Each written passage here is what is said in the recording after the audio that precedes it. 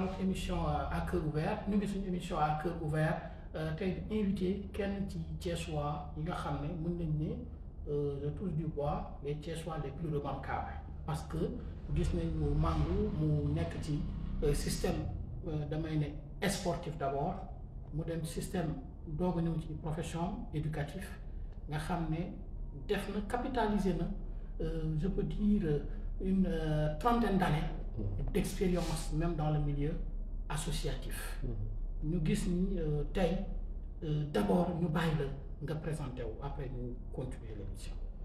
waaw mais d'abord Sarr ma lay nuyu di nuyu say auditeurs say téléspectateurs ak ñëpp ñi lay suivre mais déjà présenté nga ma. sauf que boo nee parmi les Thiessois les plus remarquables te Thiès bëri ay ndaanaan ay kilifa yu mag bon xam naa sa générosité moo la tax a wax loolu. li nga wax nii nag dafay jafe toujours nit di présenter boppam parce que des fois am na ñu lay gën a xam am na ñoo xam ne boo leen ne Louis Mango professeur bi lañ lay wax surtout c'est mon professeur jàngal na ma am na ñoo xam ne boo leen ne Louis Mango syndicaliste bi lañ lay wax on a partagé le mouvement syndical am na ñoo xam ne boo leen ne Louis Mango dañ naan de sportif bi c'était un camarade on a joué ensemble on a couru ensemble xam nga ba bu ma nit ne yow ba keneen ki boo ko ne Louis Mango mu ne la politicien bi j'essaie maintenant d'être un peu un touche à tout ce qui fait que s'il me faut me définir de manière très simple je me veux être un homme carrefour. Un homme carrefour. Merci beaucoup, c'est important un homme carrefour parce que tey nous sommes dans la ville Carrefour c'est Thiès tey même l'histoire nous a encore donné raison avec l'aéroport avec le terre qui va venir jusqu'à l'AIBD qui sera à Mbourkat. Alors très bien professeur li ñuy njëkk a wax tey dans le Sénégal parce que gis nañu ñu dund ñetti alternance muy alternance bu njëkk bi muy l'alternance de 2000 bi ñu gis ni diggante Abdou Diouf ak Abdoulaye Wade on nous parlait de 40 ans de pouvoir socialiste ñenn ñi ne 40 ans de pouvoir socialiste gisuñu benn réalisation lenn lañu gis muy le plan l'ajustement structurel li nga xamante ne en fin de règne du régime socialiste la intervenir mu mel ni économiquement parlant am na lu doon waaj ñëw mais en 2000 on a vécu je vais dire la deuxième même alternance parce qu'il y a eu alternance du temps de Lamine Gueye entre autres mais cette deuxième alternance en tout cas nous on le prend comme la première alternance de Wade 26 ans d'opposition 26 ans de persécution 26 ans de maltraitance 26 ans où ces libertés d'expression ont été réduites 26 ans emprisonné il a tout vécu après cette alternance on nous a demandé c'était la jeunesse mag ñi ne nañu fal Ablaye Wade xale yi nañu fal Ablaye Wade ñu fal Ablaye Wade 12 ans de pouvoir mu nekk 12 ans yoo xam ne ñu bëri gis ni c'est possible économiquement parlant parce que il a quand même osé quel que soit Alpha de dire que le Sénégal doit faire partie des pays les plus émergents booba temps ñu ngi wax Brésil ñu ngi wax ay Chine ñu ngi wax ay Russie entre autres mais tey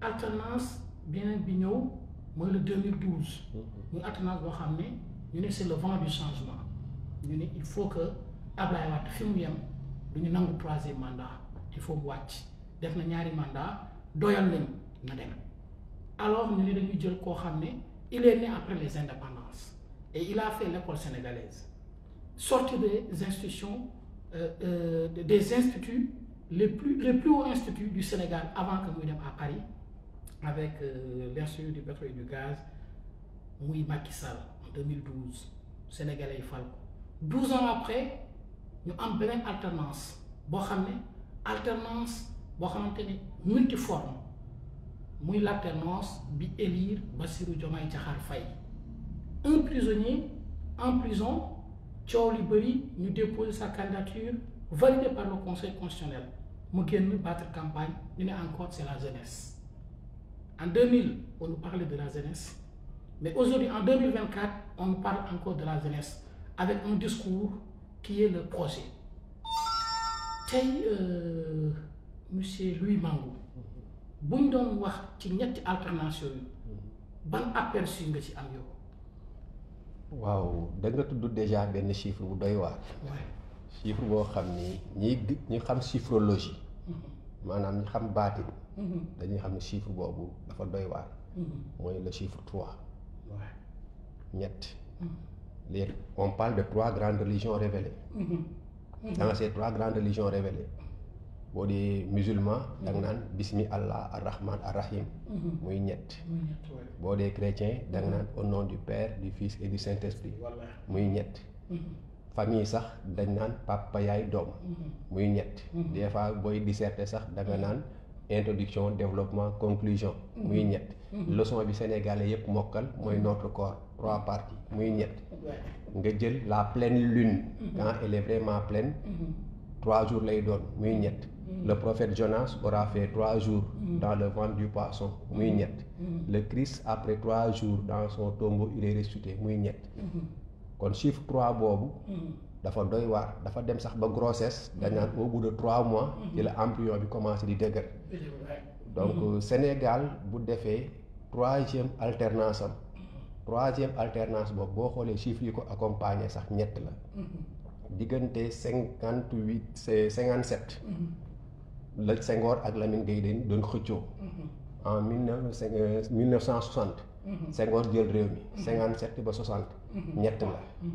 Senghor nekk fi de 1960. ba presque 81 21 soo ko bindee 2 la ak 3 muy ñett. Abdou Diouf ñëw. def fi presque 18 ans 19 ans. Ablaye Wade bi mu ñëwee def 12 ans. 12 muy ñett. Macky Sall def 12 ans. muy ñett. président Diomaye Faye bi mu ñëwee fekk na ñetti président jiitu ko. xam nga. kon moom mu ñëw nekk. ki nga xam ni 3e alternance moo ko def. loolu boo ko xoolee da ngay xam ni consécration la. gis nga ñun Sénégalais yi qu'on le veuille ou non du chauvinisme. mais yàlla dafa bëgg Sénégal. le Sénégal est un don du ciel. le Sénégal est un don de Dieu. de par sa position géographique day mel ni dañ naan c'est la porte de l'Afrique mais mooy bakkanu Afrique le point à l'est à l'ouest le plus avancé vers la mer c'est le Sénégal. vous comprenez nit ñi xam géologie xam archéologie toutes les formes de richesse possibles et imaginables sont dans le sous-sol sénégalais yi ñu gis ak yi ñu gisagul. Sénégal boo xoolee ci ay tariixa ni mu bindoo xam nga bariwul réew yi Afrique yu bindoo noonu. bu ñuy wax cohabitation pacifique dialogue islamo-chrétien ni mu amee ci Sénégal ak dialogue ak suñuy tradition donc loolu le Sénégal nekk un peuple pacifique. nekk aussi une exception en Afrique et surtout en Afrique de l'Ouest. réew yi ñu wër yëpp foo ci xool di nga dégg ni bain de sang am na fa rayante nañu seen biir coup d'état am na fa.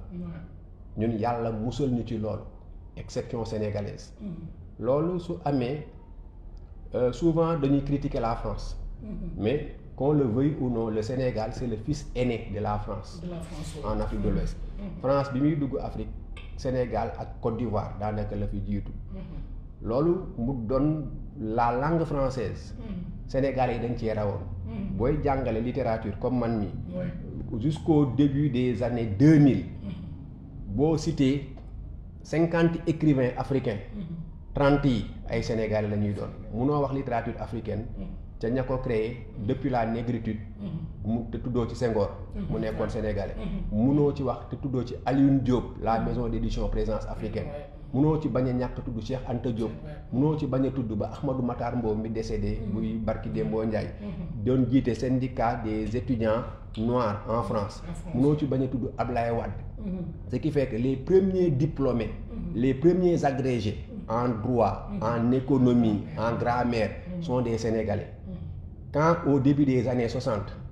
le Sénégal avait un agrégé comme président. avait le premier avocat noir. dans les autres pays africains des fois certificat nga doon am wala BFM pour mun a doon le président de la République. kon loolu du xas ñeneen ñi. mais c'est la vérité et c'est la réalité historique. Sénégal nekk un grand pays. c'est pas un grand pays par sa superficie. ndax réew yi ñu wër yépp ñu gën a rëy à part Gambie bi nga xam ne mu ngi suñu biir Mauritanie ñu gën a rëy Mali ñu gën a rëy Côte d'Ivoire ainsi de suite mais le Sénégal est grand par ses hommes. Le Sénégal est grand par la qualité de ses hommes. Le Sénégal est grand par son école, par son université. Boo amee occasion voyager un peu à travers l'Afrique, tous nos frères africains rêvaient de venir étudier à l'université Cheikh Anta Diop de Dakar. ñun voyager nañu xam nañ lool. Donc te gis nga xel mooy doole du xel. nit bu la dee jaay doole soo ko ëppee xel yaa ko muus néew ma ñoo ëpp xel yeneen xeet yi mais même l'homo sénégalensis day doog boo jëmee ci wàllu xel yàlla daf ko naqal boo jëmee ba ci morphologie yàlla daf ko naqal le Sénégalais il fait moyennement 1m75 jusqu'à 1m85 ci góor ñi jigéen ñi 1m65 1m75 et loolu ñiy def sport di def athlétisme dañuy xam ne c'est les mensurations parfaites pour le bon athlète les mensurations du Sénégalais lui permettent d'exceller dans tous les sports parce que dans sa morphologie c'est le coureur de 400 mètres parfait et le 400 mètres c'est la distance de l'athlète te booy xool bi ñu yàlla di may ndam sax ci wàllu sport yi ñu njëkk a may El Hadj Amadou Diaba 400 mètres et la woon Ami Mbacké Thiam 400 mètres donc su ma nee Sénégal yàlla daf ko naqal Sénégalais yi dañu naan ndaxam Sénégalais yi xam nañu loolu mel na ni xam nañ ko nag ndax saa yu ne réew mi day tàkk Sénégalais yi saafonte toog waxtaan ba loolu am alternance bi ñu gën a mun a fekkee parce que diggante Senghor ak Abdou Diouf amuloon alternance Senghor dafay nekk presque 20 ans di dem jox Abdou Diouf réew mi li nit ñi xamul mooy Senghor bi muy dem annoncé woon na ni réew mi gis nañ fi sax pétrole ñi ñaa ngi fàttaliku ba muy dem di tàggu Sëñ Fallou la mu ko waxoon Senghor xamoon na ni Sénégal day am pétrole ndax bi ñu jëlee indépendance en 1960 SAR société africaine de raffinage 1963 lañ ko créé ñun am nañu société africaine de raffinage te gisaguñu pétrole là où les pays producteurs de pétrole n'avaient pas de société africaine de raffinage Senghor jiite réew mi étant issu d'une minorité religieuse parce qu'il est catholique étant issu d'une minorité ethnique parce qu'il est séeréer sëriñ si sëñ Ababacar Si maam Limaamu la famille omarienne sëñ Fallou ba Sénégal yi ku ne Senghor ne sëñ Fallou Senghor seng njakaw mu jiite ñu am jàmm ak ñëpp ba bi ñuy inauguré la grande mosquée de Touba Senghor a ngoon ca biir fekkee ko événement yooyu yëpp Senghor moomu jàll jox réew mi Abdou Diouf nekk quelqu'un avec un destin aussi extraordinaire Abdou Diouf pour le dire en 1900 à 23 ans la soutenir mémoire am ñëw nekk gouverneur à 25 ans ñu naan c'est le plus jeune gouverneur mu nekk premier ministre à 35 ans ñu naan c'est le plus jeune premier ministre mu nekk président de la République à 45 ans personne ne pensait qu'on allait battre son record jusqu'à ce que le président Diomaye l'ait battu Abdou Diouf moom mook Ablaye Wade ñun moom la ñu gën a tombeel xam nga au début des années 80 bi Abdou Diouf jëlee ñu dem élection 83 Abdou Diouf indi xaritam Habib Thiam mu doon premier ministre dem ba ci biir ay xiiroo ngaa yoo am Habib Thiam génn ñu supprimer poste premier ministre élection bi Sénégal yi ñun ñii bi ñu gën a fàttaliku mooy élection 88 mu metti woon lool nga déggoon fii bi Abdou Diouf ñëwee Thiès ni ko jeunesse thiessoise accueillir ñu meloon ni mon frère Talla Sylla à l'époque ñu meloon ni ñoom mon frère Pape Latir Ndiaye à l'époque mu metti woon lool ñun ñu nekkoon ay élèves collégiens tout juste loolu juróon la première année blanche l'année blanche de 88 Abdou Diouf am ngoon gu metti à Thiès bi mu ñibbee ci la def erreur bi nga xam ni ça lui a été fatal il a osé traiter la jeunesse sénégalaise d'une jeunesse malsaine en voulant parler de la jeunesse thiessoise il a généralisé mais il savait pas que c'est cette jeunesse malsaine là qui allait lui coûter son fauteuil de président Ablaye Wade en 88 da doon def soppi ay xale topp ko ñu koy xas naan ay xale ko topp mag ne ko ki nar a jot nguur ay xale yi ànd ak moom say xale bu ñu màggee nga jot nguur. Effectivement ñi juddu woon au début des années 80 bi Abdou Diouf di jot nguur. 88 ñu nekk ay mbuuc caa mbuuc. élection 93 ñu nekk ay xale. ñooñu ñoo egsi en 2000. doon ñu am 20 ans. dugg ci maturité. ñooñu mënuñu woon gis lu baax ci Abdou Diouf parce que dañoo judd rek te d'habitude le jeune il est anti-pouvoir. Le jeune il est révolté. tey boo xoolee régime u Ablaye Wade. régime u libéraux yi. ils sont arrivés au pouvoir en 2000. Ablaye Wade def 12 ans. Macky Sall ñëw jël. toujours c'est le prolongement des libéraux. def 12 ans muy 24 ans. ña judd woon en 2000. nga xam ni boo leen di wax ci Abdou Diouf. mënuñu cee fàttaliku lu bëri xamuñu daray Abdou Diouf. ñooñu libéralisme lañ fi fekkoon Ablaye Wade ne les libéraux feront 50 ans au pouvoir ñu ne ko non on ne te permettra pas de faire plus de 24 ans. ñooñu noonu booy xool tey génération bi ëpp li ànd ak Pastef. booy xool génération 2000 la. au grand maximum 95. à part certains cadres. yi nga xam ni ñoom dañoo xeexoon ak Abdou Diouf ameewuñ ci ndam. xeexoon ak Senghor ameewuñ ci ndam. xeexoon ak Ablaye Wade cadre yooyu noonu ñoo ñëw ànd ak Ousmane Sonko ak ay ndawam. ñu jëlee fi li nga xam ni mooy libéralisme. ku ci nekk cycle la. Senghor il est né au début du siècle. en 1906. Abdou Diouf il est né le siècle venait d'avoir presque 30 ans. en 1936. Macky Sall il est le premier président Ablaye Wade il est né en 1926. 1926 oui. Vous comprenez. ñoom ñëpp ils sont nés dans le premier demi-siècle. Macky Sall moo judd 1961. un an après l'indépendance. donc c'est le premier président post-indépendance. ñu ko doon xoolee comme un jeune président. ba yàlla dogal. dañ doon wax génération 80. Bassirou Diomaye président Bassirou Diomaye Diakhar Faye. ñëw judd en 1980. ñu élire ko il avait à la veille presque de son anniversaire. de ses 44 ans. mais yooyu yëpp liñ ci war a gën a li ma ci gën a marqué. mooy ces 3 alternances yii nga fi cité. buñ ciy cité. dañ doon wax Sénégal day tàkk. surtout. mais les signes du destin. saa yu nee Sénégal day tàkk. boo seetloo jouru élection yi. day sedd ba des fois ba muy taw ak a wis. moom lañ gis ren mu taw en 2024 bi ñu prononcé les résultats ñu gis sur l'étendue du territoire yàlla wàccee ndox mu sedd. moo tax nag il faut apprendre à lire ces signes du destin. nous sommes un grand peuple. le Sénégal n'est fort que uni. ci wàllu sport. Sénégal mënoon na gagner Coupe d'Afrique bien avant. jamono yi ñoom Bouba Diakhao. ku mel ni Mawade Wade ak Jo Diop doonoon seeni entraîneur. Coupe de l'amitié en 1963 ci la ñu créé woon stade Demba Diop mu tuddoon stade amitié à l'époque. génération 1963 mënoon na gagner Coupe d'Afrique.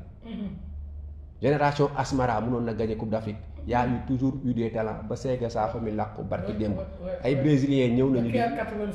non ñun sax Caire 86 mais ay brésiliens ñëw nañu fekk Sega Sakho di jouer ñu ne ko le gaucher magique le brésilien il joue mieux que les brésiliens. Caire 86. dafa fekk Sénégal toog presque 12 ans. 68 la ñu gëjoon Coupe d'Afrique. Coupe d'Afrique yu bëri jaan fi ba Côte d'Ivoire bi muy organisé en 84 amul. Caire 86 am. benn phénomène génn. muy kan Jules François Bocandé. Bocandé avec un destin extraordinaire. parce que Bocandé dañ ko suspendroon dans le football sénégalais. benn finale Coupe du Sénégal Casa Sport ak Gia ou bien Jaraaf je pense. ci finale boobu ñu ne Bocandé dafa agressé arbitre bi. ñu suspendre ko à vie. Bocandé war a génn Sénégal il est passé par la Guinée-Bissau dem Belgique ba ni muy atterrir France. ñu nekk élimination Coupe d'Afrique Caire 86. Bocandé nekk Metz. nekk fa le meilleur buteur dans le championnat français. di ko xëccoo à l'époque avec Dominique Rocheteau. ñu ne Jules François Bocandé clubam bañ ko bàyyi. le patriotisme de Bocandé. clubam bañ ko bàyyi mu nekk ci en terrain bi di gaañe. nekk ci terrain bi di saaga arbitre bi. ba arbitre bi rouge ko. mu ne ko merci arbitre ne ko quoi carton rouge nga ne mais mu ne c'est ce que je voulais je dois aller représenter ma patrie. jël vol ñëw Sénégal Zimbabwe xam nga Sénégal Mozambique. 3 buts de Jules François Bocandé le Sénégal se qualifie. Caire 86 ku mu ko fekkewul. ba ci école yi. élèves yi di cotiser seen i dërëm ak seen i ñaar dërëm ak seen i juróomi dërëm. engouement populaire. Égypte match d'ouverture dan ngay gis tête de je pense Thierno Youm. Premier match. contre l'Égypte pays organisateur. ñu dóor ko 1-0. dóor suñu deuxième match. suñu troisième match. ñu dóor ñu di dem ba ñu naan Sénégal qualifié na qualifié wul. Côte d'Ivoire mujj ñoo dóor. but de l'autre là. Ablaye Traoré. jamono yi ñoom Youssouf Fofana. génération boobu noonu. ñoom Boy Bandi. ñoom Omar Gueye Sène. ñoom Racine Kane. lesel équipe boobu mënoon na jël coupe d'Afrique. jëlu ko. Bokandé nga dégg après coow yi ci topp Bokandé ak Calamona. xam naa maa ngi rappelé wu ay souvenirs yoo xam ni am na ñoo xam bu ñu seetaat émission bi non loolu xale yi la ñuy fàttali rek ñu ñëw ñu naan ay Bokandé ba mu demee Camerounais yi dañ xam nga ainsi de suite. génération boobu ñu organiser coupe d'Afrique. malheureusement en 92 ça n'a pas réussi. ñu koy wut ay génération yu génération. génération 2000 ñëw ñoom El Hadj Diouf mënoon ko jël ba génération ñoom Sadio Mané ñuy soog a am donc yooyu yëpp. mais li tax ma def historique boobu yëpp ba egsi fii. c'est important. bi ñuy jël coupe d'Afrique lan moo doon slogan bi manko wuti ndam li. bu Sénégalais yi booloo bañ a xiiroo bañ a ŋaayoo adversité am na mais animosité warta am. si les Sénégalais sont unis. ils sont forts. loolu muy trajectoire presque de notre football. parce que c'est le sport le plus populaire. Je ne dis pas comment le Sénégal a régné dans le basket en Afrique jusqu'à ce que l'Angola émerge. bi Sénégalais bi tout juste le doyen Gakou di battre le record d'Afrique aux Jeux de Mexico en 1968 devancé par 3 Américains. ba le record de Gakou moom la ñu battre récemment. le jeune Amadou Diouf moom la ñu battre récemment là lors des Jeux olympiques de Paris. te pourtant le record de Gakou pouvait ne pas faire 5 ans.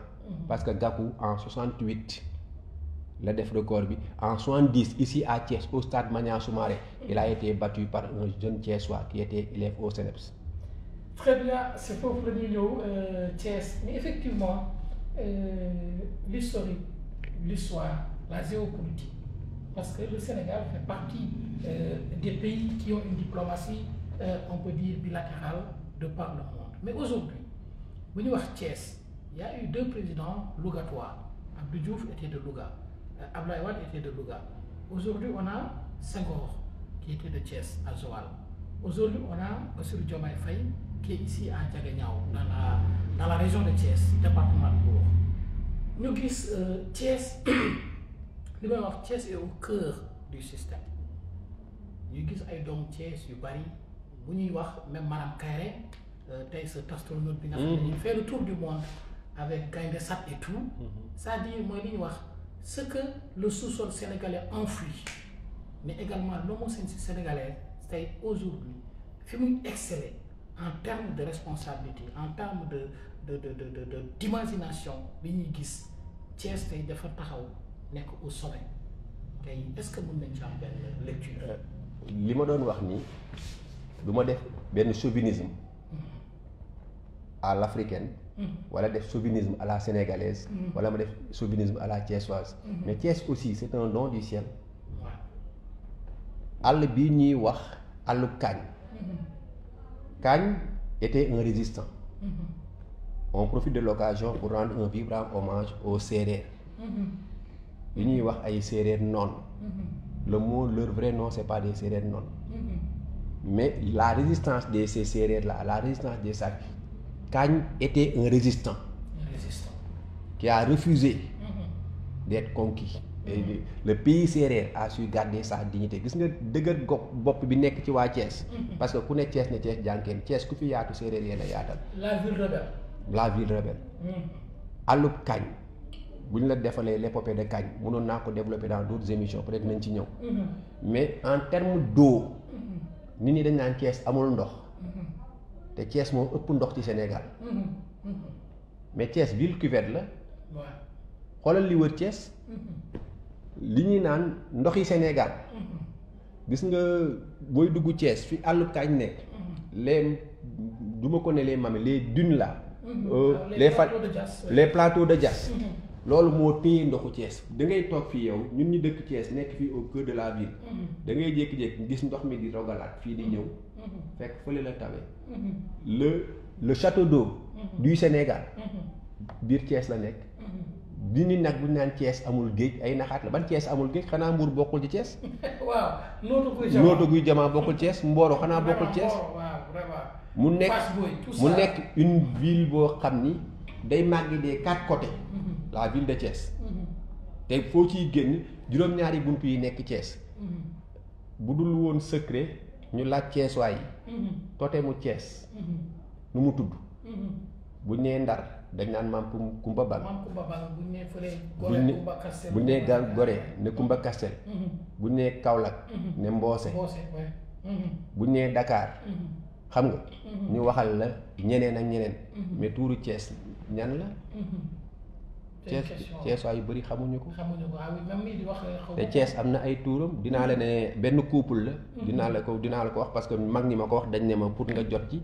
mais Thiès est-ce que xam nga ni fii nii plat ci wetu mairie bi.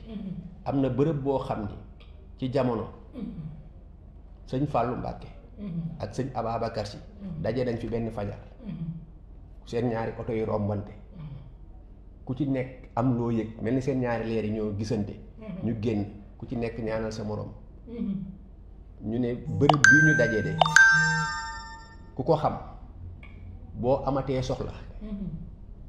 jàppal ba set soo ñëwee ñaan fi say soxla dina faju Sénégal yaa ngi fay Thiès waa yaa ngi fay romb di fa def naka su dul noonu te xamuñu fan la. Thiès fii nii gouvernance bu Thiès bañ fay yóbbu Serigne Touba Xaadimal Rasul mbedd mañ ko jaarale woon à tout moment mbedd moomu day sedd à tout moment mbedd moom mënoo gis juróomi nit yu fa daje mu ngi fii Thiès waaye di fa romb te xamuñu fu mu nekk. Thiès Serigne Touba am na bërëb bu ñu jege. jullee na fa foofu mun naa joxe indication amaana am na ñu xam en face police centrale am na. waaw def nañ ko mosquée sax. xam nga def nañ ko mosquée wallaahi. ainsi de suite. waxatuma la Medina Fall. maam Cheikh Ibrahima Fall ak Thiès. waxatuma la famille. si de Thiès. waxatuma la jëmm ju mel ni sëñ Saliou Touré. bi mu ñëwee installé wu à Thiès. waxatuma la Ndiassane Thiès aussi est une ville religieuse. mais Thiès est une ville carrefour. booy xool Sénégal Thiès ci ëpp ay rond-point. mais parce que Thiès est la première ville panafricaine du Sénégal. à travers les chemins de fer. Dakar Niger. Thiès moo am quartier bu tudd Mbambara. sama mbokki maliens ñoo ñëwoon di fi dal. Thiès moo les Daoméens sont installés à Thiès. les familles Alawo yaa ngi leen di dégg Thiès. les familles Préra yaa ngi leen di dégg Thiès les familles Toppé yaa ngi leen di dégg Thiès. Vita cité Baladé. à Thiès mais bu ñuy wax la grève des cheminots. du Dakar Niger. Aynina Fall. kii Sarr. Ibrahima Sarr. c'est Thiès. l'indépendance de l'Afrique. du Sénégal et de l'Afrique est partie par Thiès. il a fallu cette grève des cheminots. cette prise de conscience pour une première fois des Noirs en Afrique et en Afrique de l'Ouest ont tenu tête. au blanc ba Ousmane Sembène bind ci roman bu doy waar boobu tuddee ko les bouts de bois de Dieu. qui presque nga mi mel ni bi Émile Zola di bind Germinal. la figure de Bakayoko renvoyant à la figure de Étienne Lantier. vous comprenez le maire Babacar Diop bi mu comprendre lool. il a rendu un vibrant hommage à ces cheminots. avec ce monument. xam nga Thiès am juróom-ñaari mbedd. yoo xam ni dafa am fu ñuy daje. muy fii centre ville à la promenade des Thiessois. mbedd yu jub xocc. beneen baatin am Thiès. Thiès boo ko tiimee par vol d'avion par drone. rond-point boo gis mu nekk Thiès dafa am mbedd yu bind Allahu. lan moo tax Thiès njabootu sëñ Touba ñu bëri ñëwoon toog fi sëñ Fallou benn instant nga dégg sëñ Saliou ba Thiès am quartier bu ñu tuddee angle Serigne Fallou la famille Ndiéguène à côté mausolée bi ci diggu tëli bi sëñ Ablaye Yaxim buñ la waxee bañ ko bëggee daaneel la ci fekk est-ce que Thiessois bi xam na mooy kan waaw am na un jour am na benn c'est un français qui m'avait interpellé mu ne ma lan moo waral ma ne ko je ne sais pas ñu laaj benn pa bi ne dañuy ñëwaat pour mu waxtaan ci mais loolu waxtaan la nag waxtaan bu gudd a gudd gis nga mausolée boobu foofu mu nekk noonu demal à côté teen ba fa nekk soxla yi mu mun a faj est-ce que Thiessois yi xam nañ ko ñu ngi koy romb xalif général bu jigéen Thiès la am waaw ci àdduna bi yëpp xam nga li ma la Thiès dafa bëri ay particularités c'est un laboratoire parce que l'homme thiessois est talentueux par nature parce que aussi le talent bi koy accompagner fit la xasuñu kenn mais boo nee waa Ndar dañ naan ils sont raffinés ils sont élégants mais boo nee Thiès rek ñu ne dañoo am fit c'est une ville rebelle ay xeexkat lañu vous comprenez yooyu yëpp mu nekk aussi un potentiel humain domaine boo dugg nag ay généraux de l'armée ay les plus mais tey coowal politique bi am ci Sénégal le général Moussa Fall fan la jàngee lycée Malick Sy le professeur Omar Sangaré paix à son nom le professeur de théâtre Ousmane Diakhaté Isaac Yankoba Ndiaye pour n'en citer que cela nga ñëw ci gouvernement bu bees bi le ministre de l'intérieur le ministre Tine c'est un Thiessois Jean-Baptiste Tine le ministre des forces armées Birame Diop c'est un Thiessois ñoom ñëpp c'était des généraux dans l'armée Ousmane Diagne ministre de la justice parce que la plus grande base militaire du Sénégal se trouve à Thiès puis à Diakhao li ñuy tudde drianké le mot drianké c'est un mot américain ba mu dem ba créer benn profilu xeetu benn femme parce que les Yankees les Américains les soldats qui étaient là dafa am modèle de femme bu leen intéressé woon parce que ñoom c'était de forte corpulence il fallait des femmes de forte corpulence ñu tudd leen Drive Yankee ce qui attire les Yankees c'est Drive Yankee qui a créé Drianké. Ok ça on ne savait pas aussi c'est une belle émission. Thiès a enrichi culturellement premier festival mondial des arts nègres 1966 l'hymne qui a été chanté par feu notre père Ablaye Ndiaye Cosaan taal leen lamp yi la diva Ndeye Seck signature mais lu waay signé wul wóorul signature oo ndege yaay boroom jali bu ñuul bi ba nga ñëw ci Royal Band moom père James Mapate Gadiaga capitale wala région bu la gënal ñun Thiès waaye région moo ñu gënal ainsi de suite boo ñëwee ci côté culture dañuy fàttaliku jaag ku la jàngal bolokaas ça c'est Thiès donc loolu may waa Thiès la politiquement Senghor avant d'être président du Sénégal il a été maire de la ville de Thiès il a préféré laisser un poste de député dans le gouvernement français et être maire de ville de Thiès mais ku wax Thiès wax Senghor wax digganteem ak famille Grital Mbaye munoo wax baj géwëlu Sénégal di wax tëgg sabar Sénégal te tuddoo famille Grital Mbaye nit ñi dañoo xam 5-5 ak xam Doudou Ndiaye Coumba Rose mais ñi xam art xam culture xam nañu leur maître c'était Grital Mbaye est-ce que xam nañ ni Senghor ñaari nit ñoo ko doon jiiñ nit ñi Yandé Codou Sène lañ ci xam Léopold Dior mais xamuñu ni Senghor doonul dem campagne te Grital Mbaye jiinu ko secret bu doy waar Senghor da doon yéeg ba ci njoppaxtalu garab Grital teg ndëndëm ci suuf teg ko ci table jiin ko ne ko demal gañe nga ça c'est Thiès est-ce que nit ñi xam nañu famille Grital Mbaye fi mu nekk est-ce que ñu ngi leen di rendre hommage ñu ngi leen jox cër bi ñu leen war a jox. ils ont même oublié les décédés yàlla na ko yàlla yërëm xaaral ko jàll yàggul ñoom Mamadou Dia ñoom Idrissa Seck. non ñooñu je parle de la génération Senghor. avant mais boo duggee ci telam yi koñ ba ma dëkk. am teen bu fa nekk ñu tuddee ko teen Dioum. te Dioum nekk suñu ginnaaw laajal Thiès waaye fan la Dioum nekkoon. les premiers monuments à Thiès à part le musée. musée bi est-ce que xam nañu lan la woon.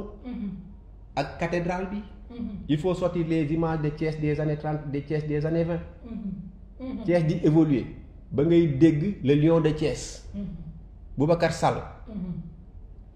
Thiès nekk une ville qui a produit Idrissa Seck. bu Ablaye Wade amee doole. Thiès a ko mayoon doole. avec la marche bleue. avec la marche bleue. Ablaye Wade est déjà découragé. mais la jeunesse consciente JPA jeunesse bi Talla ci la créé woon. avant 35 ans. mais bu ñuy wax le mouvement syndical étudiant. lim na que tous les étudiants Anton di ko wëy nous disons ne camarades élèves camarades étudiants levons-nous et disons non. Qui a écrit ça? C'est notre ancien maire Talla Sylla. La grève de 88. kan moo ko jiite woon. Baye Ida Ndiaye plus connu sous le nom de Chaka nekkoon lycée Blaise Diagne moom ak Talla Sylla. Thiès est une ville locomotive au Sénégal. lu Thiès waa yi bokkul. du dem lu Thiès waa yi jiitewul du dem. mais ndax am Thiès waa yu léegi xam nañu lool. ñi fi sëriñ si doon ñëwee. ndax Thiès dafa am baatin bu fi nekk. ñi fi ñuy falu di ñëwee. ndax am Thiès dafa am baatin bu fi nekk. donc c'est pas fait du chauvinisme li may wax nii ñi xam démb xam histoire. dinañ la wax loolu mooy lan. je ne parle même pas des cinémas de amitié à l'époque. Je ne parle pas de la place de France à l'époque. Il y a pas mal de choses que Thiès mais bu cheminots yi fayeekoon jamono yi dépôt. Thiès fi la nit ñi doon non cessé.